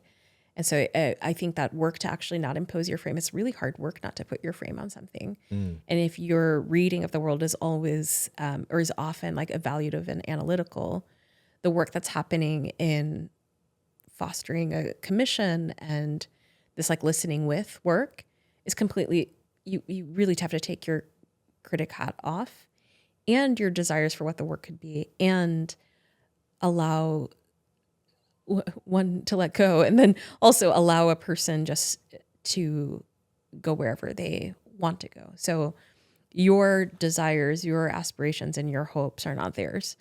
And I think sometimes the curatorial practice can, one thing I see with like emerging curators or folks just starting out is this like desire to control the outcome, but you have to be happy with whatever outcome comes, because it is not your work. It's not your work. Your job is to translate the work in relation to other artists in a space, and then like and bring the audience in to form a bridge. But it's not to direct the outcome. This gets back to something you said way earlier in the conversation around ludology and game theory. And so I want to kind of ask this question around new media art, where like, not to, compare and contrast with, conventional materials, but there are very specific new and different affordances when you're talking about broadly new media art and installing that work and then thinking about audience. What are some of those things? I think one of my favorite pieces of feedback for this exhibition at the Shed called Manual Override, it was 5 years ago, which is probably the biggest audience for a show that I had ever experienced, and a very mixed audience, like folks who, because of where the museum is, it's in Hudson Yards, so there's a lot of tourists to New York who are coming in and out of museums, but then also might be like shopping, they might be doing a lot of other things. So it's a little different from, I don't know, going to a very specific gallery in the Lower East Side where you know the artist and you know the person and you're there for a reason, versus someone who just like happened to step into what feels like a mall in some parts and then suddenly stumble into an exhibition on the 4th floor, like after all these escalators. So there would be incredible feedback. Like I remember this couple from Australia that like came up to me after a curatorial tour, and it's works by, Maurice Naliari and Lynn Hirschman-Leeson and Sandra Perry, all people in my mind too, just like, are formative. I remember this couple asking like, why is this art actually? Can you like explain to us? And not they didn't mean it in a rude way. They were just like, there's just a lot of screens. I don't understand. I don't really read this as art. I read this as something else, some kind of like media installation. It's like, well, it's all of these things. And then like do a little primer on the history of media art and when it started. And I tried to like compress it really quickly, and they were just really unimpressed, which I loved. And I was like, that's great. I should always assume, and I think this is something I've learned more and more, is I should assume someone who doesn't care or is unfamiliar. And that's the person I want to be able to communicate the excitement of this work to, is like specific, especially if it doesn't look like art to them, or if they have a very specific idea of like painting or sculpture or art looking a certain way. And then bringing them around to like, how does this make you feel? What kind of thoughts do you have about it? Why does this read as art? What would make it more like art? And then where did your conception of art come from? And then we can go into all of these different, and then it moves it away from the maybe less interesting question of like, what makes it art? Is it art? Is it not art? To like, what is this making you think and feel? And whether it's art or not, it's like, that's not even in our control. That's like history determines that. Other people determine that. But in this moment, what are we both getting from looking at this object together? And how is it making us think about the world that we're in? And to me, that's successful. I don't care if someone thinks it's art or not. It's like, have we had a good conversation and debate after? Which sort of, I mean, it's like this, it's sort of de facto, if it's provoking a particular style of conversation, it's hard to argue it's not art. Yes. Also. Yeah. And usually by then someone's like, oh, wow, this was really interesting. You're like, uh-huh. What do you think? I mean, the Shed is an interesting example because it operates more as an institution than like thinking about like the White Cube gallery context. I'm thinking about the expectation that, particularly in a gallery context, you're not supposed to let people in too much. It's supposed to, the work is supposed to speak for itself. Yes. And oh yeah, I've run into this, and in many cases, even in institutions, really had to push for like, no, there needs to be a lot of text here, because it's not, I'm not just trying to contextualize the work on a foundation of people having like loose understandings of art history, loose understandings of paint on canvas, things like that, and then starting the context from there. I'm starting the context way at the bottom of like, we live in an algorithmically mediated culture, and that, and so, but there's a lot of pushback because the convention is to let the work speak for itself. Right. There should be no explanation. You shouldn't have to explain anything. Right. How do you confront this? It's a really hard question, because I think with a lot of media art and then new media or anything in that vein, I think when coming at it from a critic, like the explanation of process is so important, especially with AI art and like artists working with machine learning. The process, the training, the artist's hand in the training and their relationship to the technology and all of that, like story of process, is a really huge part of the work. I think it's very important to understand. If you look at like a Rafik Anadol work or Sofia Crespo or any of these artists who are making these like really interesting images that cause a lot of debate, and we don't need to go into any of that, but it's just another long and complicated discussion. But it's very important. I find it really important to explain how this thing works, because the technicality and the process and the computational process are so critical to understanding the output. But then, and I think this is the kind of like back and forth with a lot of generative AI and then like artists who are working with generative systems, is like, how do you actually analyze this strange image that comes out on the other end? And could you understand it without knowing any of the process? So if you have like an artist made generative image that comes from like generations and, hundreds of hours of careful training and, chaining different models together and tweaking the data set, as like a lot of some really amazing artists do. And then if you can't differentiate the output with something that came from like a Sora or a generative, well, you might not be able to. Like, you might not be able to tell, like, why is this an artwork and this is not. And often I think that process explanation stands in for a lot of like the understanding of work, but I still don't think it speaks to like why one image moves us versus another. And I think this is what I really try to get at in the AI art book, is like, I think this is like one of the big impasses for the field, is like, could one understand these images without knowing anything about the process and how they were made? And I think a lot of artists would argue, no, that's not possible. And like, these works shouldn't just stand on their own. And like the way that we understand conceptual art, and a lot of like, it is about the story of the making and the artist persona and the narrative of how they made the thing, which is like curatorial inflected, that's institutionally defined. So like the didactic has lots and lots of other purposes. And so it's a really hard one. I think I struggle with it a lot. It's like, this work should just stand on its own. You should need no explanation. But then the curatorial side is like, no, you should hear the story of how this was made, because it's actually a really amazing story. I don't know if a lot of tech-inflected work can stand on.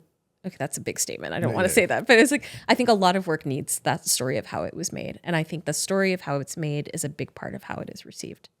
And I'd argue is as much the art as the aesthetics, as the output.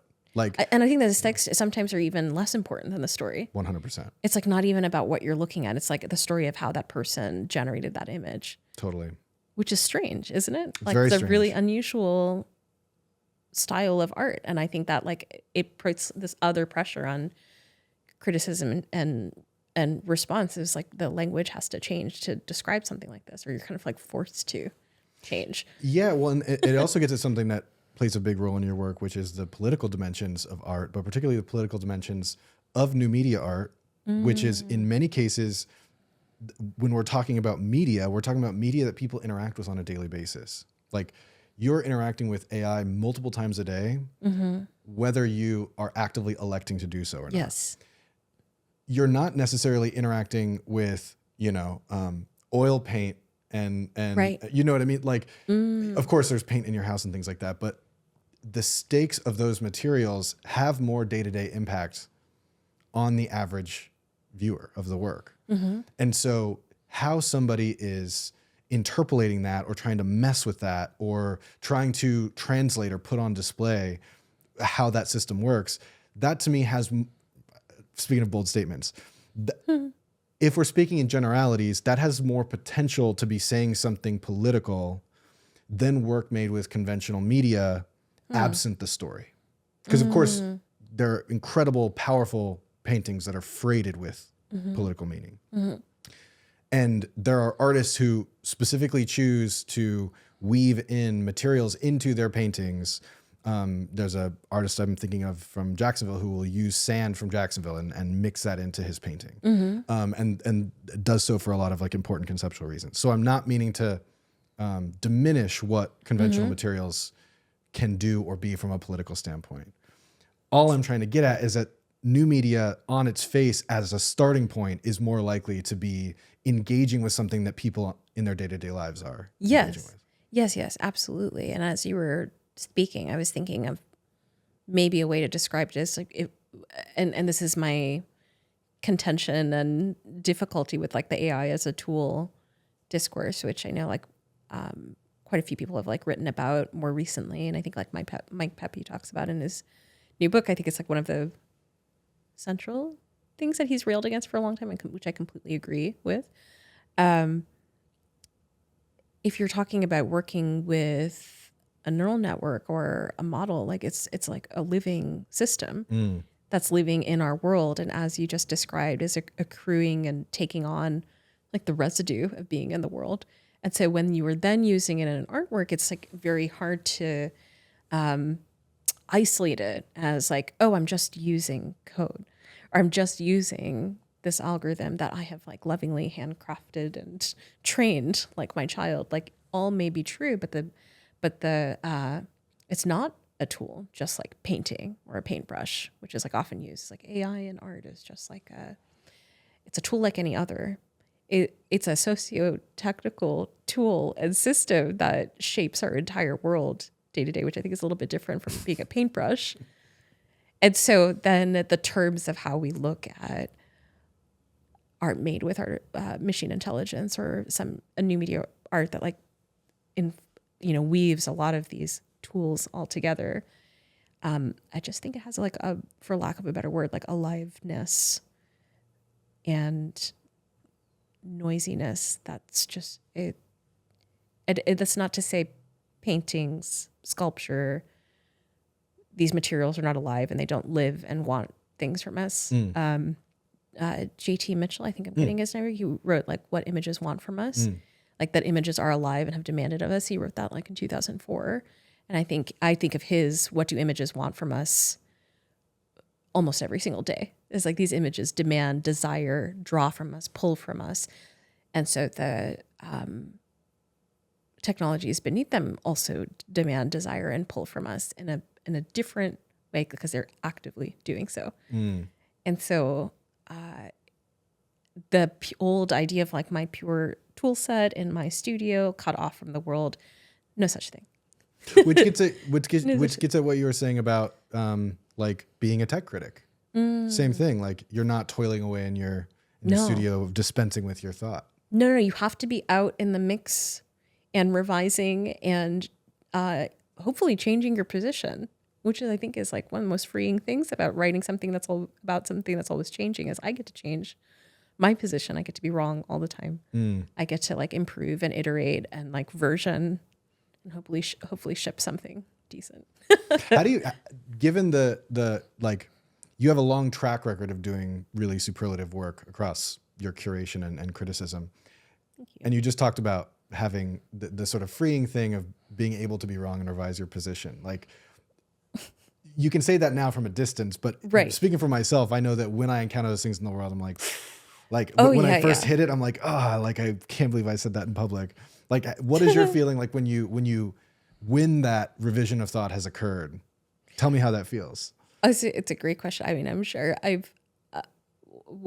think I tend to hide my mistakes or like bury them. Like there are pieces I've written that I'm not thrilled about, so they just don't go on my website. And I know that will be like just deranked in the the algo of like my work. But I think a lot of it is more just like a kind of like not private, but professional experiences where you need to relinquish some idea of how something should have been. And like, I bet like become too like tight about this idea or too like not flexible enough. Like if I'm talking about flexibility, I better be practicing flexibility myself, which the writerly thing of control is it's not always easy to be. So it's like, so that is what I think I've learned most from like gaming and software development and simulation is like you surely you must have different versions and you should be like reformatting and changing your frame continually. I think that's the only way I've been able to like stay being a writer across all of these different chaotic changes, like magazines collapsing and now like, early pieces, the website, they're 404ing and thing, the internet's rotting from the inside out. So, movie, we were talking about like the rug being pulled out from under us just in the future and how to prepare for the future. I do think that like internalizing something called, think of this book by Alan Berthoz, Berthoz, on vicariance. I'm forgetting the title, but he basically in this book talks about all of the different future selves that we hold in our mind. And that simulation is actually a cognitive act that we've evolved to practice. So like you and I are thinking about ourselves, later today into the future, like tomorrow, 5 weeks from now, months from now. And we live with all of these different projected selves to be able to like function. And like civilization could have been built if there wasn't many simulated versions of that people were holding in their mind of like all of us together in the future. And I do think that this kind of simulation style of thinking of like projecting oneself into the future is something that we're practicing all the time in language every day, is you're pitching yourself into a future state. And so when I'm able to like pare things down, it's not about like super intelligence or these like big epic changes. It's just like, what kind of technological thinking am I actually practicing right now? And if today's a bad day, then surely tomorrow I can like engineer something better. And I think that's really helped me like mentally, one, stay excited about work, and two, just like mentally survive, I think. I know. No, I really love that. There are 3 questions that I like to close every episode with. You've inevitably answered some of these already in the course of us talking, so feel free to bring any of that information back in or take us a totally different direction. The first question is, what is one thing you wish people paid more attention to? So I would say lost time. We talked a bit about psychological costs or material costs of a creative life, but I think of lost time and unseen costs of the many tiny decisions that we're making each day, especially when talking about nudging and being nudged to make these tiny decisions that don't seem like they add up to a lot. Creatively, they do. And so paying attention to like the unseen costs of any decision you make. Sounds like threatening when I'm saying this. I don't mean it as threatening. But I factor it in more and more, especially if you're on a creative path. It's like every tiny decision you're making, there's some other cost somewhere else. And I think within the context of all the things we talked about today, there are bigger costs to these tiny decisions. Just to sort of reflect on that, in like 2019, 2020, 2021, I didn't produce content on TikTok, but I was like pretty avid TikTok scroller. And I would never watch TikTok for like an hour at a stretch, but it was eating up every little crevice of my day. And those crevices I could be using differently.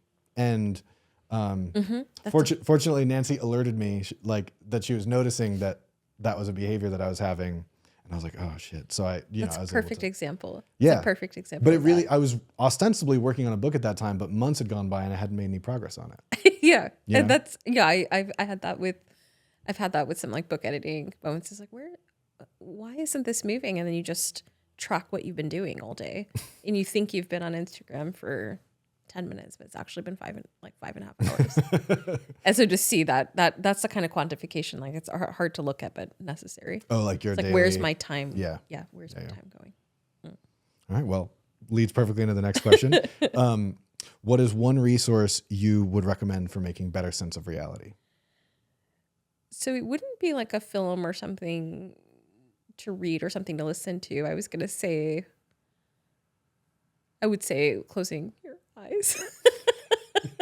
That's a reason. As in, so we were talking about like discerning and discernment to try it and figure out what is affecting you in any different moment. Now I think we have so many things that are pressing on us and pulling on us to recognize whether what you're doing is externally motivated versus internally. Like I often use this exercise in like writing workshops, and I don't know, it comes from meditation. Can you close your eyes, and when you're about to make a decision or are kind of lingering on a stuck emotion, can you discern how you got to that point, what scripts you have in your mind pushing you in a certain direction, and then can you go in even deeper to like unroom inside of that to think about what would truly be my internal motivation this moment if I were to strip away all of those other voices. So it's just kind of like a visualization exercise, probably dungeon game related, where I'm like, can I go in the room, inside the room to figure out what I really want to do, and is it really of me? It's like a video game mindfulness. A video game mindfulness. Yeah, there's a niche. Maybe that's a job I can. There you go. And the chaos. Staying flexible. Final question. What is one moment when your sense of reality was disrupted? I think there are two moments that I can think. I don't know how firm my grip on you can do two. Grip on reality has ever been. That's a hard question. But I would say the first is just the belief in jinns that comes in Islam. And so when early on, a story that I would often get is to avoid jinns coming into your house at dusk. If your windows are open and you start to see it darken, that's when jinns are looking into your home. So you rush around the house to close the windows. And so and jinns live between angel and demon, human and I don't know, non-human intelligence. There's something in between.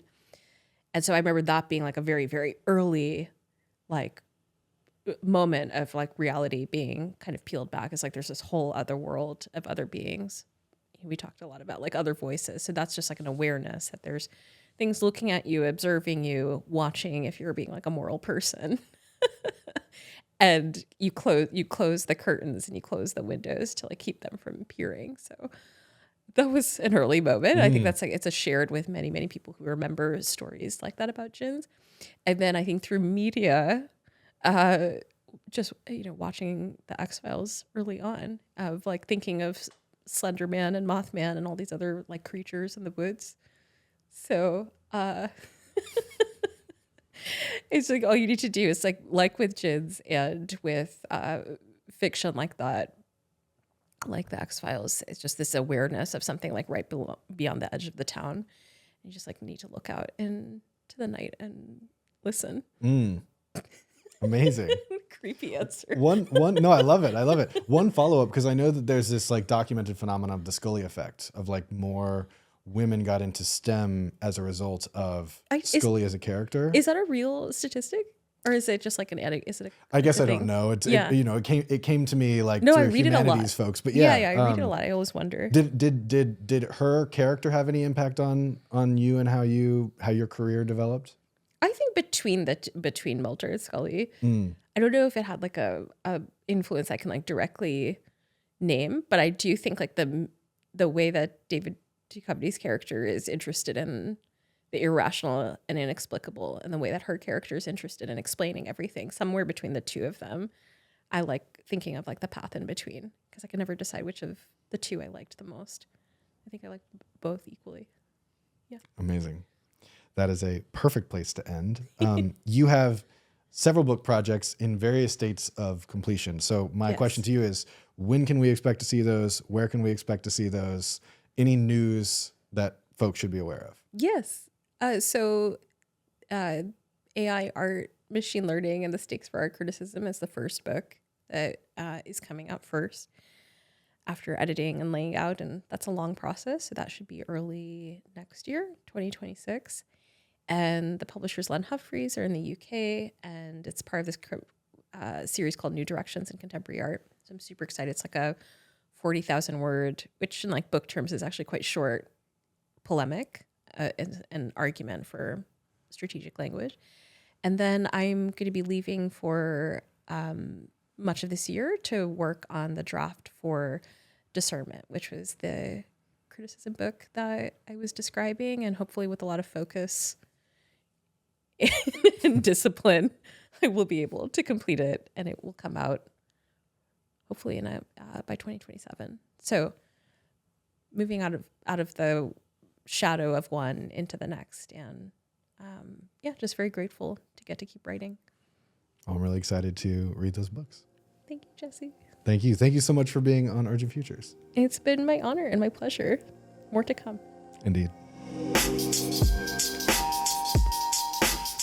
This podcast is edited and produced by Adam Labrie and me, Jesse Damiani. The podcast is presented by Reality Studies. You can learn more by visiting realitystudies.co. And if you appreciate the work I'm doing, please subscribe and share it with someone you think would enjoy it.